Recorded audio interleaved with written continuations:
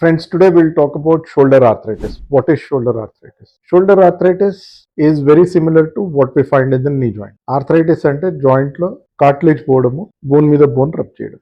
మనము normal joint తీసి చూస్తే ఇలా ఆర్టికులర్ సర్ఫేస్ అంటాం. అంటే జాయింట్ సర్ఫేస్ ఏదైతే ఉంటుందో దాని మీద ఇలా తెల్లగా ఆర్టికులర్ కార్టిలేజ్ అన్నది ఉంటుంది. ఈ కార్టిలేజ్ ఉండడం మూలన జాయింట్ మూవ్ అయినప్పుడు స్మూత్ గా మూవ్ అవుతూ ఉంటుంది. ఎప్పుడైతే ఈ కార్టిలేజ్ పోతుందో అప్పుడు ఈ కార్టిలేజ్ కింద ఉన్న బోన్ ఏదైతే ఉందో అది ఎక్స్పోజ్ అవుతుంది. ఆ ఎక్స్పోజ్ అయిన బోన్ మీద బోన్ రాబిడైతే అది ఆర్థరైటిస్ అండి. సో షోల్డర్ లో ఆర్థరైటిస్ రావడానికి చాలా కారణాలు ఉన్నాయి. First one osteo arthritis, second one rheumatoid arthritis, ఇలాంటి వేరే వేరే ఆర్థరైటిస్ టైప్స్ ఉన్నాయి. ఇంకోటి మూడో కారణం ఏంటంటే ఇంజురీ, ట్రోమా తోటి. షోల్డర్ లో ఒక యూనిక్ ఆర్థరైటిస్ ఉంటుంది, దాని పేరు కఫ్టేర్ ఆర్థరైటిస్ అంట. ఈ షోల్డర్ చుట్టూ 4 మసిల్స్ ఉంటాయి, వీటిని రొటేటర్ కఫ్ మసిల్స్ అంటాం. ముందు ఒకటి ఉంటుంది, పైన ఒకటి ఉంటుంది, బ్యాక్ సైడ్ లో 2 ఉంటాయి. ఎప్పుడైతే ఈ మసిల్స్ టేర్ అవుతాయో అప్పుడు ఈ ఆర్మ్ బోన్ అంటే హ్యూమరస్ ఏదైతే ఈ పొజిషన్ లో ఉండాలో అది స్లిప్ అయి పైకి వెళ్ళిపోయి ఇక్కడ రాబిడ్ అవుతుంది.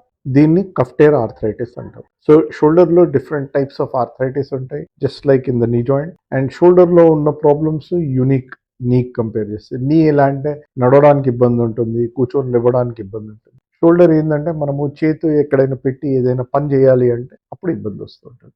లైక్ జడ వేసుకోవడం కానివ్వండి, బట్టలు వేసుకోవడం కానివ్వండి, ఇవన్నీ ప్రాబ్లమ్స్ వస్తాయి. So shoulder arthritis, frozen shoulder ఏదైతే అంటామో ఇవి రెండు ఆల్మోస్ట్ సేమ్ ఉంటాయి. కాకపోతే ఫ్రోజన్ షోల్డర్ లో ఎక్స్రే నార్మల్ ఉంటుంది, ఆర్థరైటిస్ లో మనం ఎక్స్రే మీద దాన్ని చూసుకోవాలి.